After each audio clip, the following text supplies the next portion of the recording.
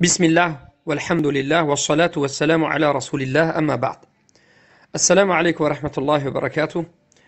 خواهر سوال نمودند که من یک زنی حامله هستم و در روزهای آخر حرکت من در نماز به من مشقت سخت دارد، یعنی حالت رکوع کردن و حالت بگویم خیستن و بنشستن و این آن. از همین جهت در بعض حالت ها از سبب سخت عذاب کشیدنم به خاطر نتوانستن نشسته نماز میخونم. آیا نماز من نماز است یا نیست؟ بارک الله فیکم. بله، هر انسانی که در حالت درستیش، صحت و سلامتیش خوب بودن، نماز را با همه رکنهایش انجام میداد، یعنی راست ایستاده، رکوع کرده و سجده کرده و بازگشته قیام کرده.